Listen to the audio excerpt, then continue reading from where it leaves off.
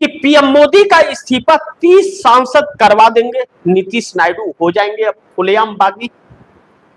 यह बहुत अहम मुद्दा है, क्योंकि आज जो कल से पूरी तरह से एकदम एक बवाल कटा हुआ है, यह अचानक पीएम दफ्तर के अंदर भी इन सभी चीजों को लेकर के हलचल है, क्योंकि ललन सिंह के बयान और पेपर लीक की वजह से बच्चे जो सक्रिय हुए हैं, पीएम दफ्तर के अंदर हलचल मचा हुआ है।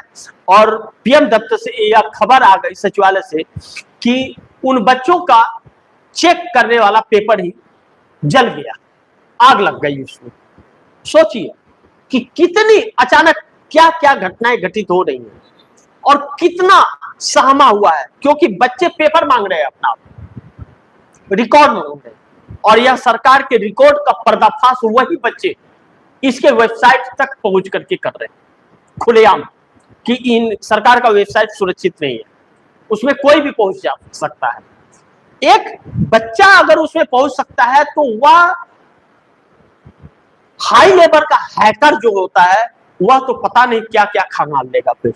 इसका मतलब इस सरकार के पास जो भी चीजें हैं वह सुरक्षित नहीं है।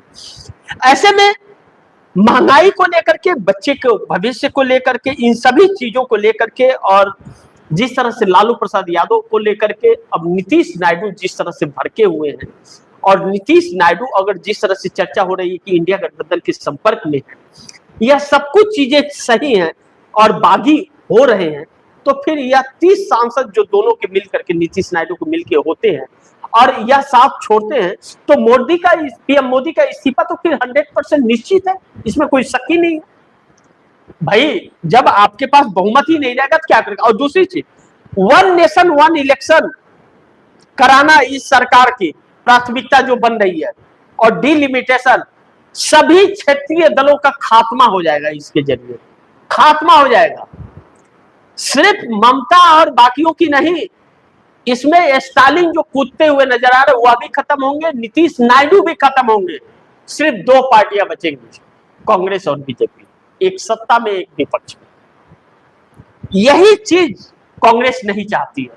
कांग्रेस चाहती है कि क्षेत्रीय पार्टियां रहे, अपने अपने क्षेत्रों में वह मजबूत रहे, कि ताकि वह अपने अपने क्षेत्रों के मुद्दे को उठाते रहे और उसका विकास करें, ताकि केंद्र के ऊपर भी एक दबाव रहे। लेकिन मोदी सरकार उन्हें पूरी तरह से खत्म करना चाहती है।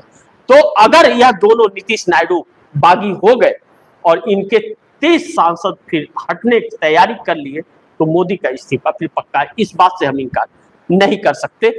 ऐसे में देखना बड़ी महत्वपूर्ण होगा कि आगे क्या होता है। लेकिन अचानक जो युवाओं ने अपने पूरी एक ढांचा तैयार कर लिया इस सरकार को लेकर के, और सरकार पर भरोसा नहीं रहा है, इस सरकार ने पेपर लीक को अपने कमाई का जरिया बना दिया है। जब से यह रिपोर्ट आई है कि 3230.8 करोड़ रुपए का इसका मतलब कमाई की है सरकार ने, तो हर पेपर लीक को से वो यह पैसे कमाती है।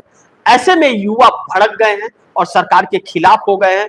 तो फिर अगर यह मोदी पर संकट ही है कि अगर इनके एनडीए गठबंधन के अंदर घमासान तेज होता जा रहा है, नीतीश नायडू के 30 सांसद इनके लिए एक सस्पेंस भी बने हुए हैं कि क्या यह साथ छोड़ देंगे या साथ रहेंगे, सिर्फ बयान तक ही रहेगा।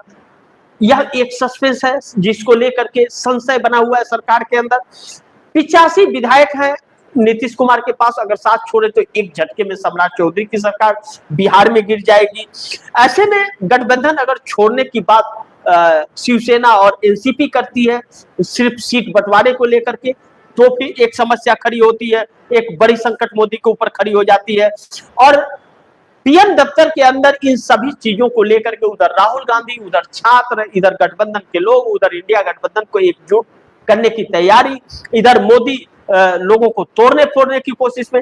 यह सारी चीजें जो है ना एक जगह आकर के जब खड़ी होती है तो जैसे लगता है कि सरकार को तो इस देश के युवा जो है वही निकल जाएंगे, सरकार बचने की उम्मीद ही नहीं है। बाकी आप दर्शक क्या सोचते हैं और आप दर्शकों की क्या राय है, क्या सुझाव है, वो कमेंट बॉक्स में जरूर दीजिएगा। इस खबर को ज्यादा से ज्यादा शेयर कीजिए, अपने दोस्तों को भी कहिए आगे शेयर करें। और आपने टीएफटी इंडिया न्यूज़ 24 को सब्सक्राइब नहीं किया, सब्सक्राइब कर लीजिए, अपने दोस्तों को भी कहिएगा सब्सक्राइब करें। मिलते हैं अगली खबर के साथ, तब तक के लिए नमस्कार।